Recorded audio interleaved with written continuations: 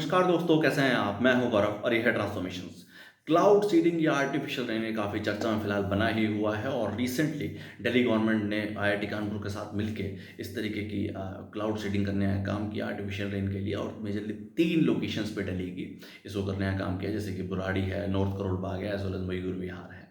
अब एक्चुअली क्या है कि ये जो क्लाउड सीडिंग है या आर्टिफिशियल रेन, ये कोई नया या कोई नई टेक्नोलॉजी तो है नहीं, ये काफ़ी सालों में यूज़ होती ही रही है और इवन भारत में भी 1950 से ही इन सब चीज़ों का मेजरली यूज़ होता ही रहा है। बट मेजर यूज़ हुआ है उन सब लोकेशंस पे जहाँ ड्रॉट की समस्या हो, सूखे की समस्या हो और रेनफॉल के सीज़न में या एक तरीके से जब मानसून का सीज़न आता है उस समय इस चीज़ को यूज़ किया जाता है, ताकि वहाँ का जो एग्रीकल्चर है या उसके आस-पास का जो एग्रीकल्चर है वो बूम कर सके, उसको सूखे की वजह से ओवरऑल जो है एग्रीकल्चर को हैम्पर ना है। और सिर्फ भारत की बात ही अगर ना करें तो उसके अलावा चाइना ने, इवन पाकिस्तान ने, अमेरिका में, थाईलैंड में इस तरीके की जो है क्लाउड सीडिंग मेजरली होती ही रही है। बट फोकस उनका सिर्फ और सिर्फ ड्रॉट या इस तरीके की समस्या ही रही है, जब प्रॉपर रेनफॉल के सीजन में, मानसून के सीजन में उन सब लोकेशंस पे बारिश नहीं होती, तो इस तरीके की जो है टेक्निक को यूज़ किया जाता है। और अभी जो ये नई इस तरीके की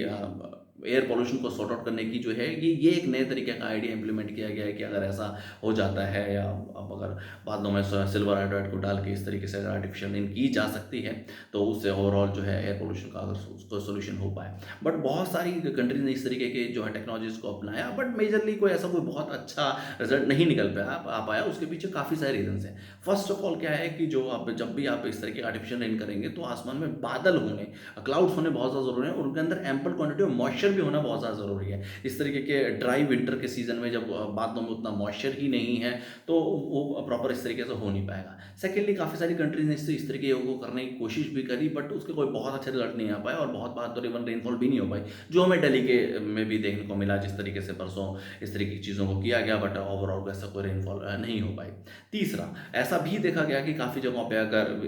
क्लाउड सीडिंग करेगा और उसके बाद रेनफॉल भी हुई, तो ओवरऑल जो एयर पॉल्यूशन है, जो एयर एयर पॉल्यूशन इंडेक्स है, उसमें 2, 3, 4 घंटों में तो इम्प्रूवमेंट आया, पर ओवरऑल ये सब लंबे दिनों तक भी कंटिन्यू नहीं हो पाया और सिर्फ 2, 4, 5 घंटों से इस तरीके का सॉल्यूशन नहीं हो पाता। तो इस तरीके की जो नई चुनौतियाँ हैं हमारे सामने एयर पॉल्यूशन की तरह, या इवन अगर दिल्ली के अगर पर्सपेक्टिव से समझेंगे या दिल्ली का कंसर्न समझेंगे, तो जैसे यमुना क्लीनिंग है, तो ये सिर्फ और सिर्फ कोई ऐसा कोई गिमिक का सॉल्यूशन नहीं है, कोई ईज़ी तरीके से की जाने वाली चीज़ें नहीं है। ये एक एक बहुत लॉन्ग और स्ट्रेटेजिक वे में की जाने